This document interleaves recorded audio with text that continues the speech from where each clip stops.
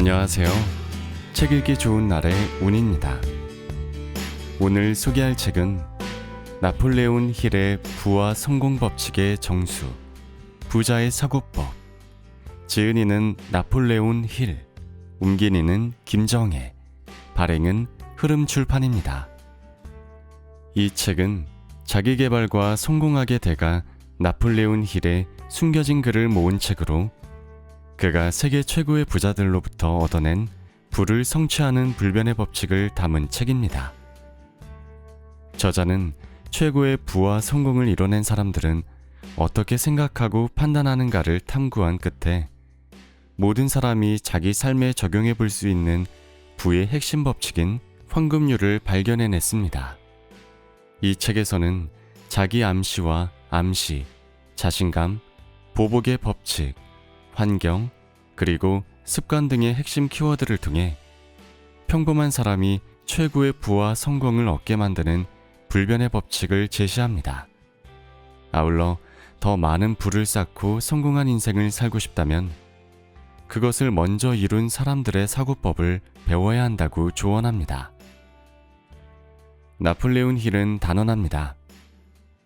당신 정신에 황금률 원칙이 깊이 각인된다면 당신이 선택하는 평생의 일이 무엇이건 그 분야에서 커다란 성취를 달성할 힘을 가져다 줄 것이다.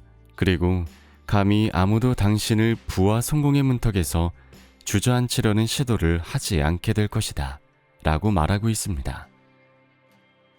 자, 그럼 지금부터 잠시 책 속으로 들어가 보겠습니다. 오늘도 책 읽기 좋은 날과 함께 즐거운 시간 되세요. 구독, 좋아요, 알림 설정은 사랑입니다.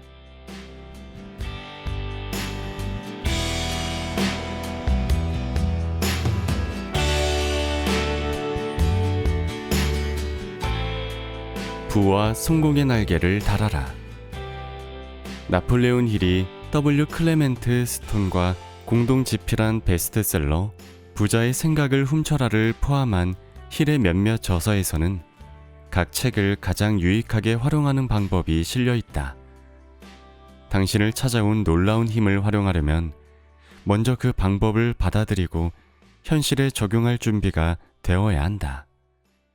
성공 원칙들은 말하자면 공공재다. 즉, 교육 수준, 인종, 성장 배경 등과는 상관없이 이 세상 모두에게 공평하게 유익하다. 하지만 자신이 실패할 운명이며 무엇을 해도 실패를 피할 수 없다고 믿는다면 이 책만이 아니라 백약이 무효다.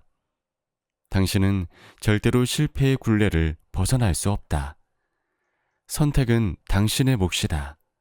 당신이 어떤 운명을 살지는 오직 당신이 결정할 수 있다. R2A2 공식. R2A2 공식은 무엇을 해야 하는가는 물론이고 어떻게 해야 하는가를 알려준다. R2A2 공식으로 당신의 성공을 보장해줄 두 가지 필승 원칙이 있다. 하나, 당신이 보고, 듣고, 읽고, 경험하는 것으로부터 원칙과 기법, 그리고 수단을 인지하고, 연관시키고, 동화시키고, 적용하라. 그리하면 당신의 목표를 달성하는 천군만마를 얻을 수 있다. 이것이 바로 R2A2 공식이다. 보시다시피 R2는 인지하고 연관시키는 것을, A2는 동화시키고 적용하는 것을 말한다. 둘, 가치 있는 목표를 달성하려면 스스로에게 자유자재로 동기를 부여할 수 있어야 한다. 그런 다음에 자신의 생각을 지배하고 감정을 통제하며 운명을 스스로 결정해야 한다. 단, R2A2 공식을 사용할 때는 두 가지를 따라야 한다. 목표를 항상 염두에 두고 유익한 정보를 받아들일 준비를 하라. 이 책에서 당신의 목표와 관련 있는 의미와 단어를 만나게 되면 그런 모든 의미와 단어에 관심을 집중하라. 오직 당신만을 위해 쓰인 책처럼 생각하며 읽어라. 중요하다고 생각하는 문장이나 내용이 있으면 밑줄을 쳐라. 잠재력 있는 유익한 사업 아이디어의 영감이 떠오를 때마다 여백에 기록하라. R2A2 공식을 적용할 때 R2보다 행동과 관련 있는 A2가 더 중요하다는 사실을 꼭 명심하라. 많은 사람들이 허둥대다가 A2 단계를 강구하는 경향이 있다. 구슬이 서말이라도 꿰어야 보배다. 아무리 유익한 법칙도 행동으로 실천하지 않으면 아무 소용없는 그림의 떡이다. 모든 자기계발서가 그렇듯 이 책 속에 담긴 아이디어도 실천하지 않으면 책값만큼의 가치도 없을 것이다. 부와 성공의 문을 여는 만능 열쇠, 황금률. 어제였다.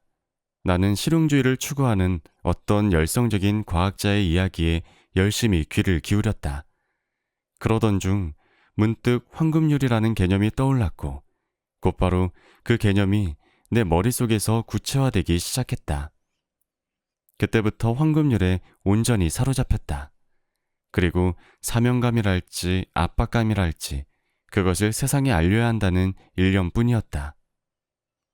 그러기 전까지 1분 1초도 마음이 편치 않았다. 그리고 이제 이 황금률을 세상에 내놓는다. 이것을 가지고 무엇을 할지는 전적으로 당신의 몫이다. 단언컨대 그 황금률은 당신이 삶에서 추구하는 모든 성취와 이해의 문을 여는 만능 열쇠가 되어줄 것이다. 이제 점심에 만난 그 과학자는 정면으로 충돌하는 두 가지 상반된 주장을 이야기했다. 먼저 현재 세상에 알려진 모든 질병에 대한 만병통치약은 없다고 말했다. 그런 다음 신체 구조에 대해 하나의 작은 세포가 신체로 발달하는 매혹적인 성장 과정에 대해 설명했다. 또한 신체를 구성하는 세포의 역사도 자세히 알려주었을 뿐만 아니라 무수한 작은 세포가 불변의 법칙에 순응하면서 상호 협력을 통해 신체의 생명력과 건강을 유지하는 과정도 쉽게 설명해 주었다. 학식이 높은 그가 들려준 이야기는 정말 흥미로웠다. 게다가 적절한 도표와 비유를 섞어 설명해 준 덕분에 그의 이야기를 쉽게 이해할 수 있었다. 그리고 그는 어떤 주장이나 자신의 이야기에 방점을 찍었다. 신체를 구성하는 일부 세포가 다른 세포와 협력하는 본분을 망각하지 않는다면 인간의 신체는 영원히 죽지 않을 거라는 이야기였다. 아울러 인간의 신체가 완전한 건강 상태를 유지할 수 있는 방법이 있다고도 했다. 신체를 구성하는 다양한 세포 집단이 완벽한 조화를 이루고 각 세포 집단이 본래의 기능을 계속하는 것이었다. 그의 이야기를 들으면서 내 머리는 상충되는 두 주장을 소화하느라 바빠졌다. 현재 세상에 알려진 모든 질병에 대한 만병통치약이 없다는 앞의 주장과 신체를 구성하는 작은 세포 모두가 계속 조화롭게 협력해 나간다면 신체가 불멸의 생명을 누릴 거라는 뒤의 주장을 어떻게든 연결시켜야 했기 때문이다. 정신의 눈으로 보면 신체를 구성하는 다양한 세포 집단만이 아니라 인류 전체에 영향을 미치는 근본적인 원칙이 확연히 보였다. 그런데 그 과학자는 내 정신이 그 원칙과는 전혀 다른 방향으로 향하도록 만들었다. 물론 그가 의도한 것은 아니었고 순전히 무의식적으로 일어난 일이었다. 나는 미처 그와 헤어지기도 전에 내 나름의 결론을 도출했다. 그리고 그 결론을 단순한 비유로 이야기해보려고 한다. 사실 그가 말한 원칙은 중력의 법칙만큼이나 만고의 진리에 가깝다. 내 결론은 두 가지였다. 첫째, 세상의 모든 질병을 치유하는 만병통치약이 있다. 둘째는 앞의 결론의 전제 조건으로 그 만병통치약이란 신체를 구성하는 세포들이 조화롭게 기능하는 동안에는 신체의 완벽한 건강을 보장한다는 것이다. 그러나 세포의 일부가 정상적으로 기능하고 협력하기를 멈추면 신체는 죽음을 맞이할 것이다. 자칫 내 표현이 너무 추상적이어서 혼란을 야기할까봐 간단한 비유를 들어본다. 그것은 내가 그 과학자의 이야기를 더 정확히 이해하기 위해 사용했던 방법이었다. 나는 머릿속으로 전 세계인이 한자리에 모여 완벽한 인간 형상을 이루며 서 있는 모습을 그렸다. 빽빽이 모인 사람들의 전체 덩어리는 멀리서 보면 거대한 인간의 모습을 닮았다. 그러니까 개개인은 신체를 구성하는 각각의 세포이고 전체 무리는 신체인 셈이다. 인간의 형상을 구성하는 개개인들 사이에 불화나 오해가 없다면 인류 전체는 지속적으로 건강하고 성공하며 번영할 것이다. 그리고 동일한 기능을 수행하는 세포 집단처럼 그들 사이에는 분업화가 확실하다. 그들 중 일부는 땅을 갈고 또 일부는 씨앗을 뿌려 식량을 생산할 준비를 한다. 뿐만 아니라 옷과 관련된 일을 하는 사람도 있고 음악으로 사람들에게 행복과 만족감을 안겨주는 이들도 있다. 상상 속의 이 그림에서는 모든 것이 완벽한 조화를 이룬다. 모두에게 입을 것과 먹을 거리가 풍부하고 모두가 행복하고 만족한다. 슬픔과 비통함은 어디에서도 찾을 수 없다. 이쯤에서 방향을 급격하게 틀어보자. 나는 그 그림을 다른 각도에서 보았다. 다시 말해 그 과학자가 내게 들려주었던 세포 이야기와 비슷하게 생각해 보았다. 상상 속 거인의 발 한쪽에 해당하는 지점에서 깨알 만한 두 사람이 싸움을 시작한다. 둘 사이에 주먹 다짐이 벌어지고 다른 사람들이 구름처럼 몰려들어 그 싸움에 가담한다. 이윽고 상상 속 거인의 한쪽 발 전체가 정상적인 기능을 멈추고 그 발을 구성하는 인간 세포들이 한데 뒤엉켜 난투극이 벌어진다. 더는 협력이란 걸 찾아볼 수 없고 더 이상 정상적인 기능을 수행하는 것이 불가능해진다. 얼마 지나지 않아 신체 전체도 발 한쪽이 기능을 상실했다는 사실을 느끼게 된다. 이미 한쪽 발은 불구가 되었고 상상 속 거인이 걸음을 때려 하지만 움직일 수 없다. 그러자 신체의 다른 부분들로 고통이 확산된다. 급기야는 온몸이 굶주림에 시달리기 시작하는데 한쪽 발이 기능을 상실하는 바람에 먹을거리를 생산할 수 없게 되었기 때문이다. 상상 속 거인의 몸은 서서히 기력이 쇠하고 건강이 나빠진다. 이것은 신체의 특정 세포 집단이 정상적인 기능을 중단할 때 활력을 잃고 쇠약해져서 결국에는 죽음에 이르는 우리의 몸과 똑같다고 생각하지 않는가? 신체 각 세포가 농땡이 칠 때는 어떻게 대처해야 할까? 많은 경우 매우 효과적인 치유법이 있다. 세포들이 다시 정상적으로 기능할 수 있도록 세포들 간의 조화와 협력을 재구축하는 것이다. 이는 비단 신체에만 적용되는 것이 아니다.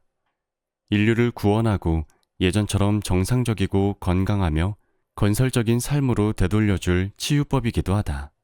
아니, 어쩌면 유일한 치유법일지도 모른다. 우리 각자가 건강하고 행복한 신체로 삶을 영위하는 동안 작은 세포들이 평화롭고 조화를 이루며 기능하고 협력하도록 만드는 바로 그 원칙이 인류 전체에도 정확히 적용된다. 지혜로운 어떤 철학자가 하나의 인종 전체에 죄를 묻는 것은 불가능하다고 말한다. 그러나 한 사람이 뛰어난 철학자인 동시에 성공적인 자동차 제조자가 되기를 기대하는 것은 너무 지나친 바람일지도 모르겠다. 한 사람에게 영향을 미치는 것은 어느 정도까지는 그의 이웃에게도 영향을 미친다. 그리고 이웃 전체에 영향을 미치는 것은 어느 정도까지는 인류 전체에 영향을 미친다.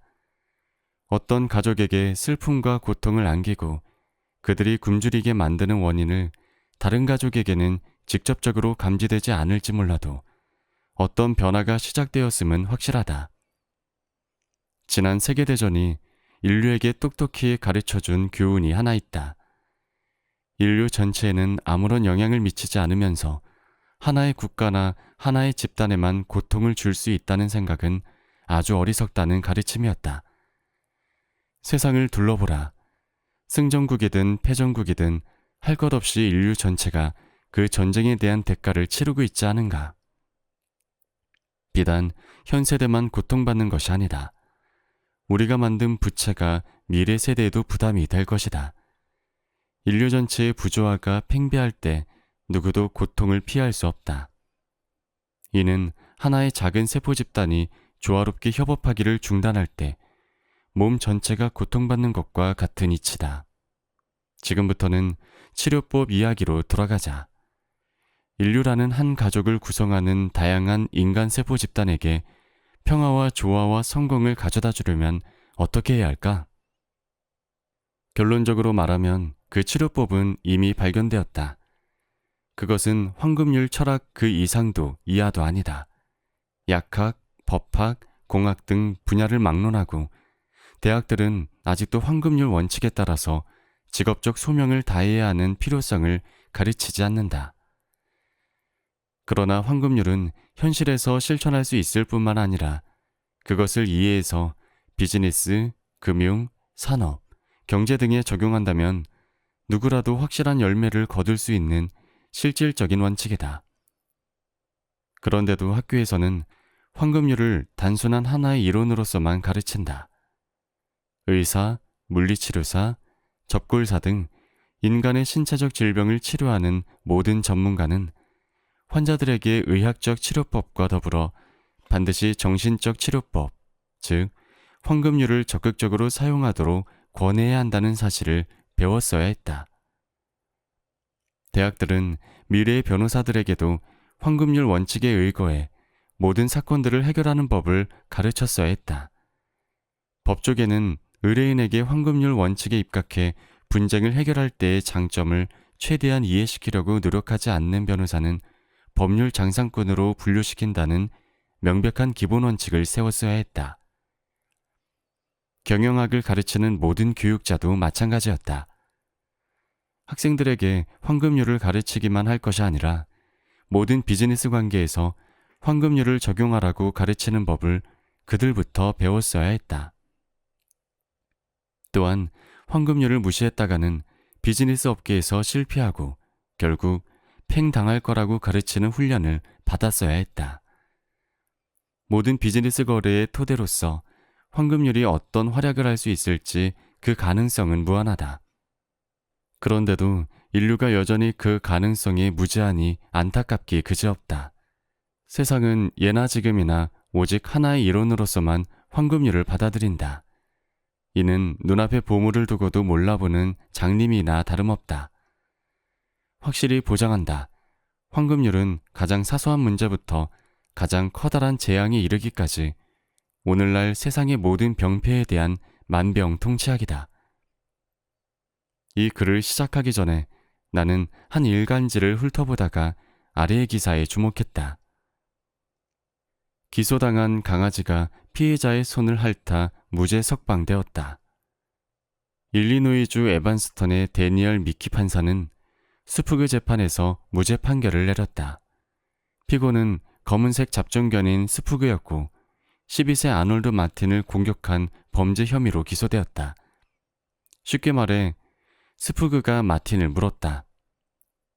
에반스턴 10번가 921번지에 사는 존 씨 마틴의 아들인 아놀드는 신문 배달을 하던 중에 그레고리 애비뉴 1335번지 CF 헤스의 집 현관문 투입구를 통해 신문을 넣었다.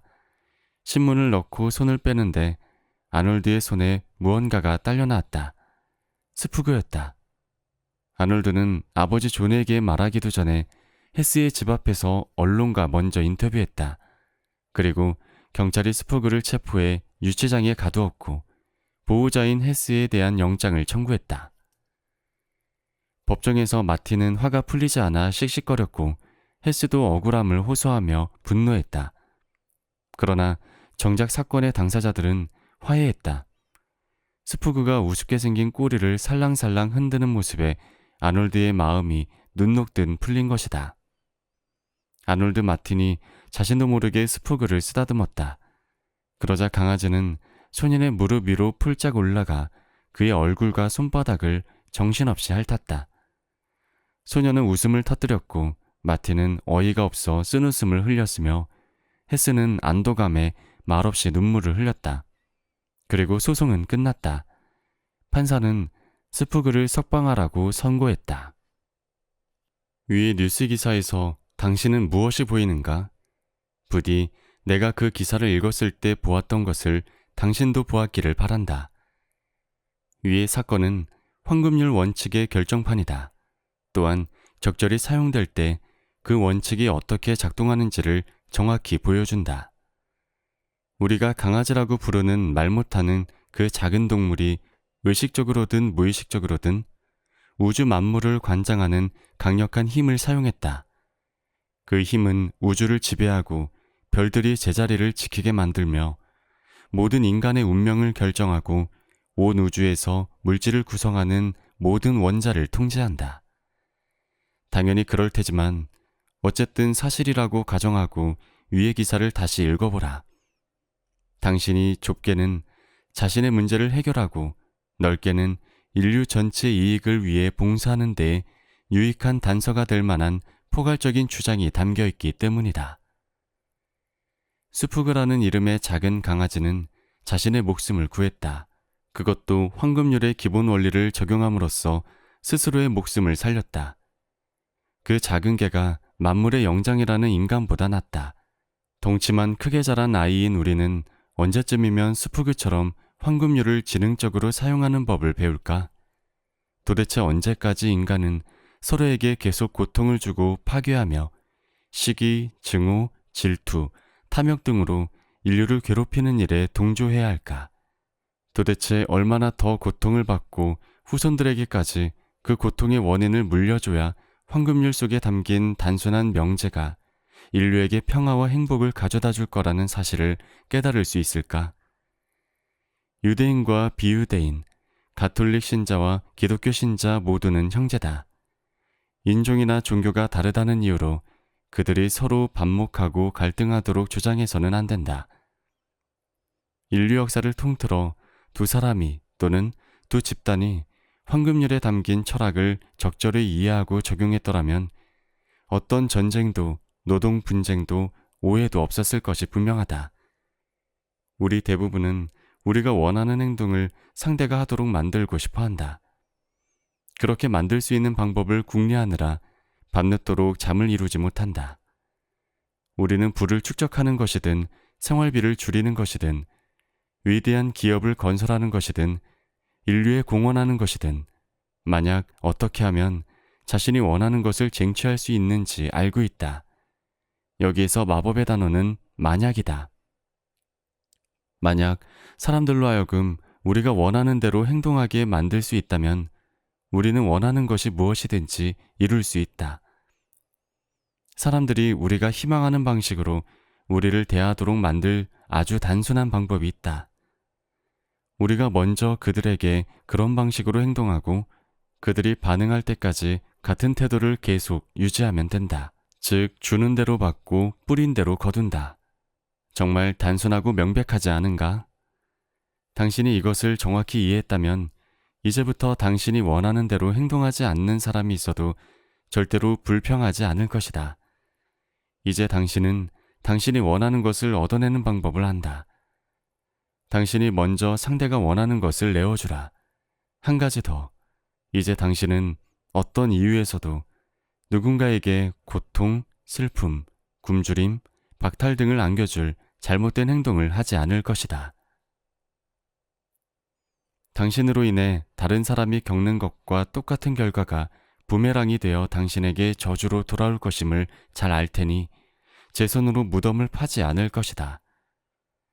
이 말의 참뜻을 진실로 이해한다면 이제 당신은 절대 당신과 상대방의 입장이 바뀌면 기뻐할 수 없는 상황에 누군가를 몰아넣지 않을 것이기 때문이다.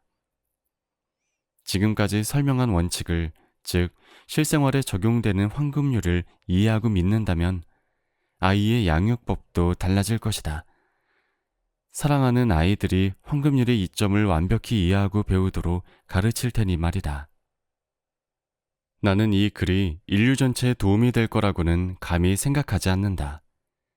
이 책을 비상의 도약대로 사용하려면 선행 조건이 있어야 하기 때문이다. 즉, 이 책에 담긴 내용의 진위를 자신의 경험에 견주어 비교하고 확인해서 그것이 옳다는 것을 입증해 줄 연결고리를 찾을 수 있을 만큼의 이해력이 있어야 한다. 물론 많지는 않겠지만 그런 사람이 있을 거라고 확신한다. 누구보다도 한 번의 시도와 실패에 좌절하지 않고 시도와 실패를 반복적으로 경험해서 이제는 자신의 실패 원인에 대해 심각하게 자문할 준비가 된 사람들에게야말로 이 책은 비상의 날개가 되어줄 것이다. 이제 황금률 세상으로의 여행이 막바지에 이르렀다. 이 책이 당신을 얼마나 성장시키고 발전시켜 주었는지는 당신만이 알 수 있다. 궁금하면 스스로에게 물어보라. 패배를 용납하지 않겠다는 단호한 결의를 가지고 황금률을 당신 삶의 철학 중 하나로 만들겠다는 결심이 있었는가? 그렇지 않는데도 이 여행을 마친다면 당신의 삶은 이전과 크게 달라지지 않을 것이다. 지금까지처럼 앞으로도 고통과 실패는 물론이고 더 많은 슬픔과 좌절을 경험할 것이 자명하다. 모든 결과에는 반드시 원인이 있다는 사실을 아직 이해하지 못한 탓이다. 그것과 관련해 당신이 가슴 깊이 새기기를 바라는 메시지가 하나 더 있다. 우리는 누군가에게 어떤 원칙을 가르칠 때 그것에 대해 더 많이 배운다. 그러니 당신 혼자 황금률을 이해하는 것으로 만족하지 마라. 그 대신에 개인적인 삶과 직업적 삶 곳곳에서 만나는 사람들에게 황금률을 설명하라. 이것은 결국 윈윈 효과를 불러와 황금률을 실천하는 사람도 늘어나고 당신 스스로도 그것에 대해 더 많이 알게 될 것이다. 또 아는가? 당신의 황금률 원칙과 관련하여 극소수에게만 허락된 달인의 경지에 오를지 말이다. 이는 또 다른 깨달음으로 이어지게 되어 있다. 인류가 그 황금률을 지탱해주는 힘을 배우고 인류를 보존하기 위해 그 힘을 사용한다면 인류를 궁극적인 파괴에서 구원할 수 있음도 이해하게 된다. 황금률을 보편적으로 적용하면 누가 가장 큰 이득을 얻을까? 모든 대인관계에서 황금률을 적용해 이득을 얻으려면 어떻게 해야 할까? 이 두 가지는 아주 유효적절한 질문으로서 우리 모두가 반드시 자문해야 한다. 또한 그 대답을 찾을 때까지 절대 자문을 멈춰서는 안 된다. 하루 벌어 하루 먹고 사는 사람에게는 황금률이 그림의 떡처럼 보일지도 모른다. 또한 입에 풀칠하기조차 힘든 사람은 황금률 철학이 배부른 소리처럼 생각될 수도 있다. 그런 곤궁한 처지에 있으면 모든 곳에서 자신을 방해하는 음모와 부당하다고 생각되는 것만 온 사방에서 자신보다 잘난 사람들만 눈에 들어온다. 또한 자신의 노력에 비해 보상이 너무 적다며 억울해하기도 한다. 요컨대 운명이 유독 자신에게 더욱 가혹하고 부당한 것처럼 생각된다. 이제부터 정신을 바짝 차리고 귀를 활짝 열고 들어주길 바란다. 바로 이 지점이 분수령이기 때문이다. 수많은 사람들이 바로 이 지점에서 행복과 성공의 상속인 명단에서 스스로의 이름을 지우는 치명적인 실수를 저지른다.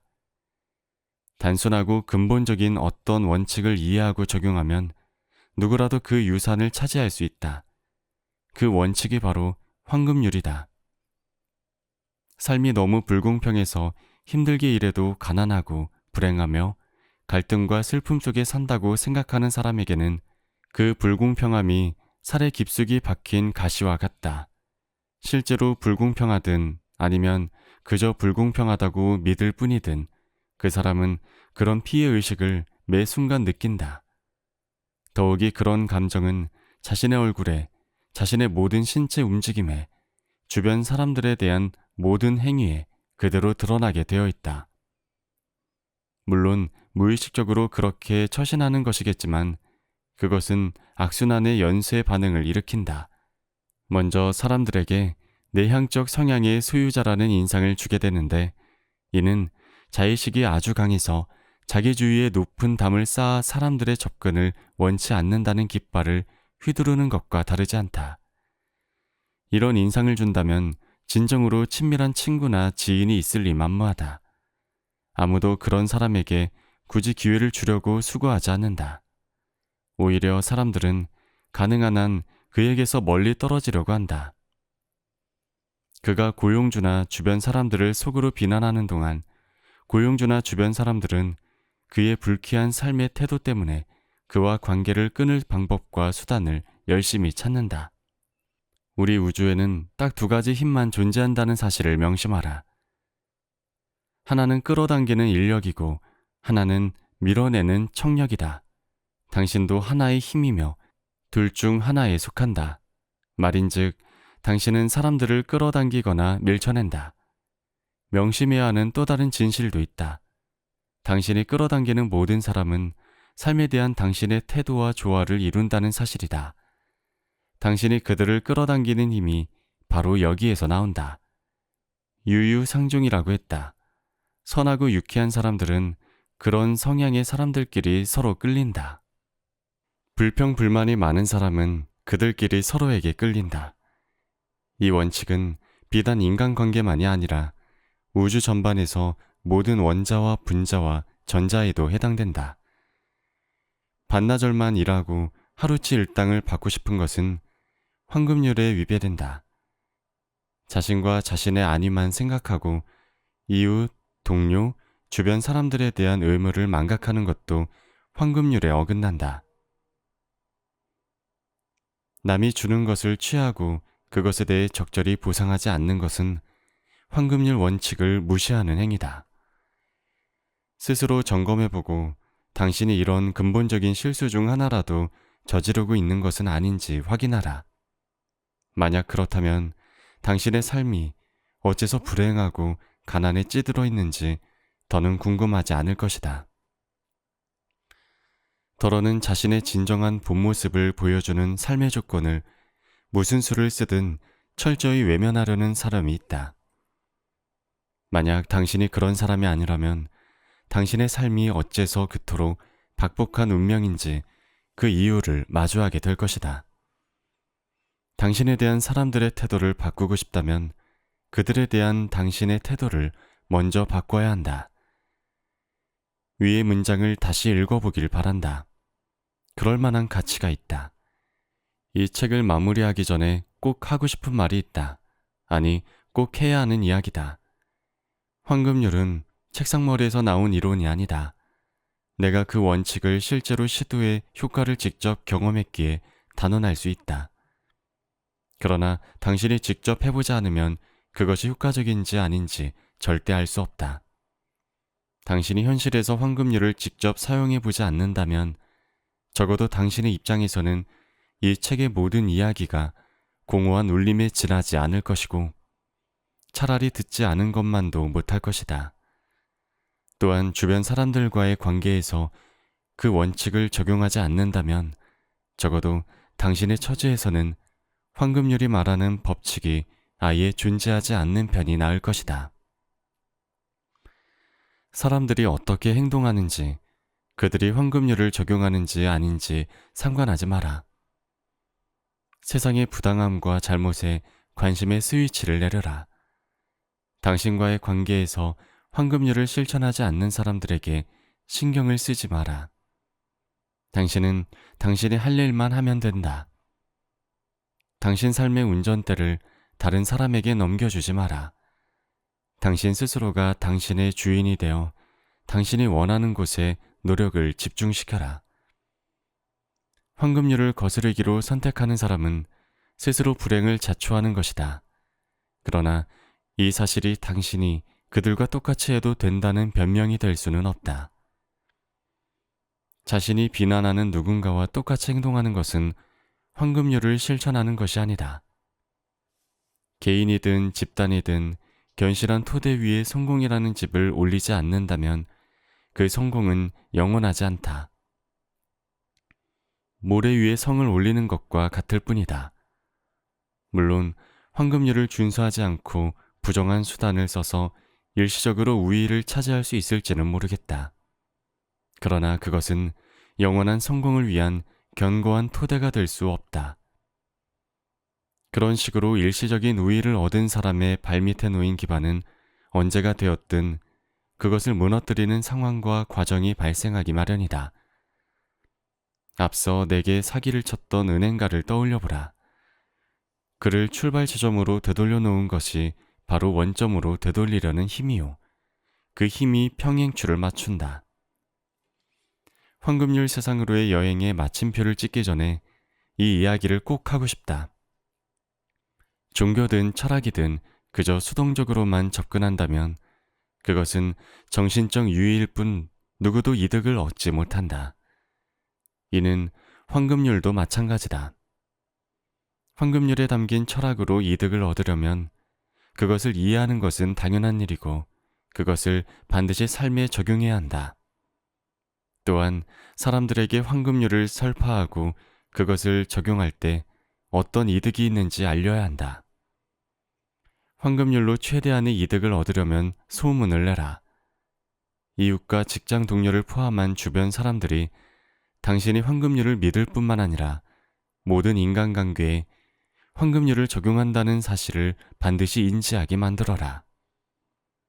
황금률 철학을 뒷받침하는 힘을 이해한다면 당신은 그 힘을 충분히 활용할 수 있다.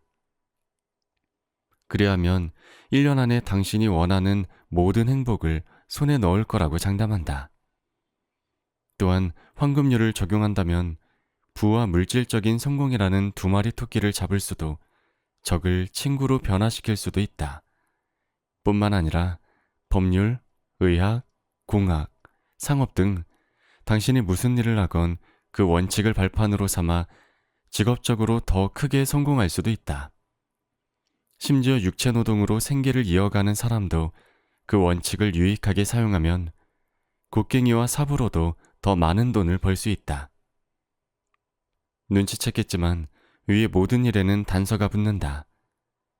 그 원칙과 조화를 이루는 삶을 살아야 한다는 것이다. 그렇지 않으면 위의 모든 것은 헛된 꿈이요 뜬구름에 지나지 않는다. 어떤 것도 온전히 이룰 수 없다. 단순히 황금률을 믿는 것만으로는 충분하지 않다. 하늘에서 감이 저절로 떨어지길 바라지 마라. 황금률 원칙으로 달콤한 열매를 수확하고 싶다면 땀을 흘려야 한다. 그 원칙을 적극적으로 사용해야 한다. 거듭 말하지만 황금률을 적용할 때 따라오는 축복을 얻을 수 있는 방법은 하나뿐이다. 실천하는 것 외에 다른 방법은 없다. 황금률을 믿고 그것을 사람들에게 열심히 전파해도 만약 당신이 삶에서 모든 대인관계에서 그 원칙을 몸소 실천하지 않는다면 설사 얻는 것이 있어도 그것은 아주 보잘것없을 것이다. 내가 황금률 철학의 이면에 놓인 무한한 가능성을 처음 알게 된 것은 그것이 삶의 목표를 달성하는 편리한 수단이라는 사실을 깨달았을 때였다. 경제성의 엄격한 잣대로 황금률을 측정해보라. 황금률을 사용하는 것이 언제나 가성비가 좋다는 사실을 알게 될 것이다. 금전적으로도 황금률은 상당한 이득을 돌려준다. 어떻게 그럴 수가 있을까? 어째서일까? 누구에게나 이른바 평판이라는 것이 있다. 물론 좋은 평판일 수도 나쁜 평판일 수도 그 중간 어딘가에 해당하는 평판일 수도 있다. 하지만 어떤 평판이든 당신의 평판은 당신이 그동안 대인관계에서 어떻게 해왔는지가 축적된 결과물이다. 가령 정직하지 못하거나 수상적인 거래가 하나 있었지만 그 이후 장기간에 걸쳐 1년의 정직한 거래를 지속했다면 그 수상한 거래 하나가 당신의 삶에 미치는 영향은 아주 미미할지도 모른다. 사람들은 정직성과 부정직성에 대한 당신의 지배적인 성향을 토대로 당신을 평가하기 때문이다. 모든 대인관계에서 어떻게 처신할지 그 기준을 의도적으로 구축하고 그 기준이 황금률일 때 당신이 접촉하는 모든 사람에게서 신뢰, 선의, 적극적인 협력을 이끌어내는 평판을 축적할 수 있다. 이것은 철저히 끌어당김의 법칙을 따른다. 다른 말로 황금률을 토대로 사람들을 대할 때 당신은 끌어당김의 법칙을 의도적으로 유리하게 사용하는 셈이다. 그렇다면 나쁜 평판에 대해서도 생각해보자. 당신이 저지르는 불순한 거래들이 쌓일 때 사람들은 당신에게 부정적인 평가를 내린다. 물론 하나의 거래가 광범위하고 치명적인 영향을 미치지는 않는다. 하지만 머지않아서 당신의 부정적인 행위에 대한 주변 사람들의 경험이 축적되면 당신에 대한 신뢰가 무너지고 결국 당신은 실패할 수밖에 없다. 이 법칙에서 빠져나올 길은 없다. 이제 정말 마지막으로 한 가지만 당부하자. 아마도 이제까지 소개한 모든 원칙 중에서 가장 중요할 수도 있다.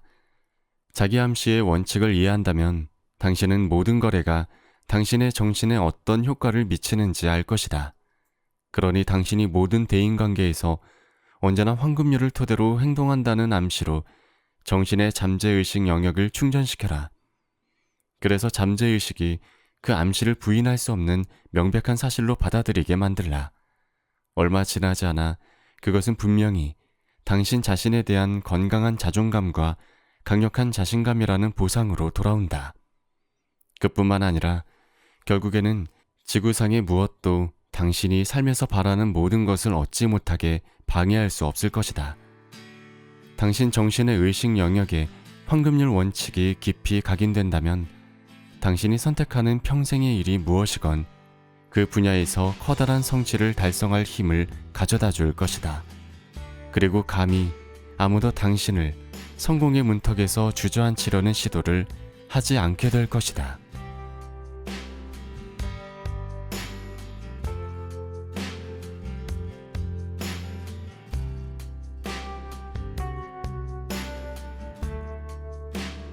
책 읽기 좋은 날. 오늘은 부자의 사고법을 들려드렸습니다. 감사합니다.